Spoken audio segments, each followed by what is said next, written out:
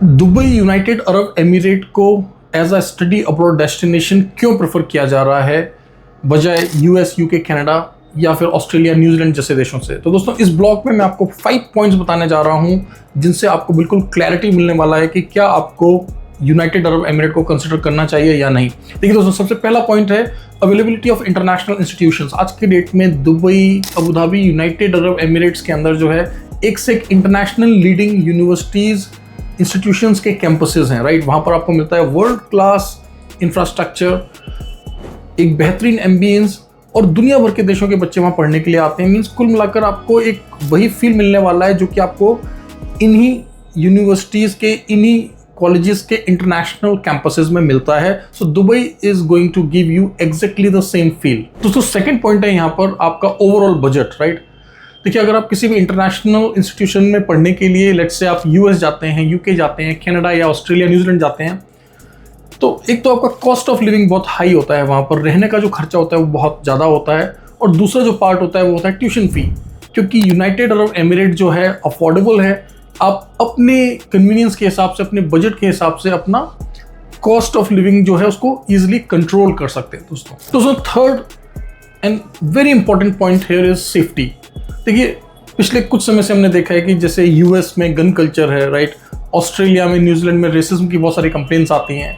लेकिन अगर हम बात करें यूनाइटेड अरब एमिरेट की, तो यूएई जो है ना वर्ल्ड का one of the safest place है। स्पेशली वो पेरेंट्स जो कि अपने बच्चों की सेफ्टी को लेकर बहुत ज़्यादा कॉन्शियस हैं, तो उनके लिए मैं स्पेशली रेकमेंड करूँगा कि आप अपने बच्चे को यूएई के अंदर ही पढ़ने के लिए भेजें।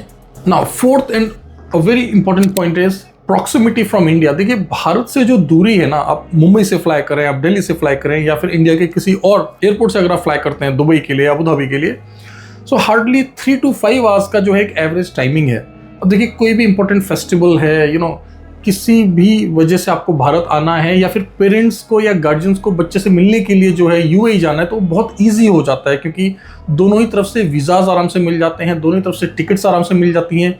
इस तरह की कोई कंडीशन नहीं है कि आपको कोई अकाउंट स्टेटमेंट देना है या फिर आपको पता है कि वीज़ा मिलेगा कि नहीं मिलेगा, कोई कन्फ्यूज़न नहीं है। तो ये जो प्रॉक्सिमिटी है ये आपको एक मेंटल पीस देता है, आपको एक फ्रीडम देता है कि आप कभी भी भारत आ जा सकते हैं या अपने पेरेंट्स और गार्जियंस को बुला सकते हैं दोस्तों।